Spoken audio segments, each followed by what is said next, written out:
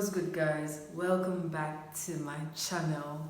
So today I'm going to talk about the continuation of my mental health journey. I'm really sorry. First off, I'm sorry for not posting. In 2 weeks I was ill, almost for a week, because I took my first job. I reacted to it. I just needed some time, a way to feel better so I could get back on track. So yeah, I'm good now. I'm good. So I'm just going to finish up with what I talked about 2 weeks ago about my the depression journey. I don't like to call it my depression because the moment I say my, it's like an attribute of me and it's not who I am. So I choose to call it the depression journey. So a lot of people don't understand what depression is, and a lot of people don't get the fact that someone could be happy in public, but then indoors they are really suffering or struggling with depression. A lot of people think depression is when you see someone really down and probably always crying and not eating, wanting to be indoors. But there are a lot of people who are depressed that go on with their daily lives and smile and laugh around. And at the end of the day, they're really not good. So depression comes in so many faces. And everyone responds to depression differently. Some people tend to eat a lot, stress eating, and other people tend to, want to drink a lot, hang out a lot, or do all those kind of things just to cure depression or whatever emotions they're feeling at the moment. And for me, anytime I am in the depression crisis or even anxiety, there are lots of things that triggers it, and it's crazy. A lot of people think that the moment you feel depressed, it means you allowed yourself to feel that way, which is so not true. There are people that get triggered by things around them, or there are people that get triggered by their environment, and these are things that cannot be controlled. For instance, for me, it could be a smell of a perfume, it could be a slam of a door, it could be even the time. 7:57 a.m. triggers me a lot because it reminds me of my first breakup and how it went, how horrible it was. And it was in the morning. So anytime it's 7:55 a.m. and I actually look at the time and it's the actual time, it gives me some sort of, negative emotions. So I quickly try to find ways so I don't put myself in that state.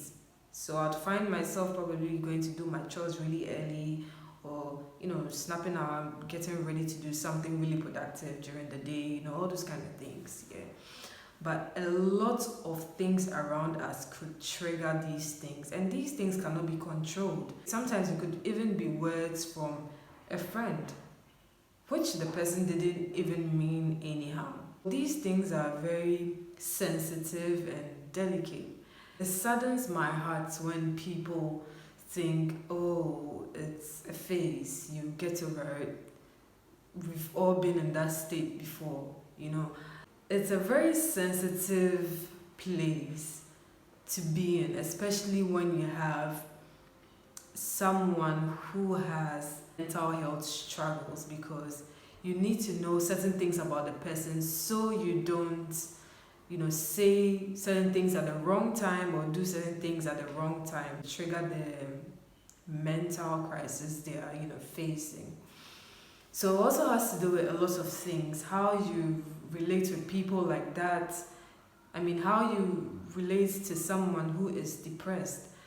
It has to do with a whole lot. And I find that it's some sort of struggle, because even in a relationship, when you find yourself in a relationship with someone who is bipolar or who has OCD or who has any other mental illness, okay, it's a bit difficult, especially when you did not know that this was the state of the person before you started dating the person. It causes a lot of problems. So at the end of the day, because both of you don't understand each other, it might be termed as the person is a toxic person. I personally don't believe that people are toxic. It is the habits they portray that makes them toxic. But the person is not toxic. It's their behavior, their I don't know how to put it, but then it's the behavior. I just find it some type of way when, I've actually said that before, that this person is a very toxic person. It's the habits or the person's behavior that makes him or her toxic. So sometimes you find out that you unconsciously pick up certain things that you were not from the other partner. So, for instance, if you're dating someone who is a narcissist, you don't even know that this person is a narcissist or whatever it is. And you guys are, going on about whatever it is, and then you find out that, this place or this relationship I find myself in is toxic. It's not good for me. Here's what I have to say to finish up with episode 2 of my mental health journey. I know strongly that I'm not the only one going through what I am going through. There are lots of people who have their personal experiences and all that. So I know that obviously I'm not the only person going through what I am going through. But I'll just put this out there. Well, I'm not a therapist, so seek help from a therapist. This generation, yeah, we find it difficult to check up on each other because there's this notion that mind your business, sip water and mind your business and all that. So if a friend is struggling, you would not know because you probably think, oh, this person is busy, so let me just let him be, or let me just let her be. I think we should build the habit of constantly checking up on each other because it's a very important thing to do. Looking at the fact that there are so many things going on in this world and so many depressing news and depressing circumstances and everything going on around, we need each other more than ever. So the least we could do is to check up on each other. Maybe just drop, hello, I just wanted to say hi. Can we just get some Gary Soakins and something like that. Something to just lighten up the person's mood because a lot of people are going through a lot of things in their rooms, even in their mind.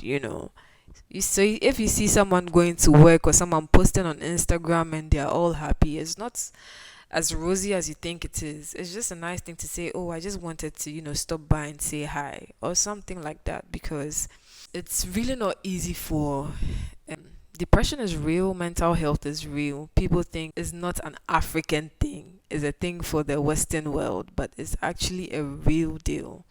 And we have to break the stigma because mental health is real and we have to keep each other together to stay safe and stay sane. It's a very important thing we have to do. This brings me to the end of this episode, and you guys can hit me up on Instagram. You can follow me, subscribe to my channel as well, and we take it from there.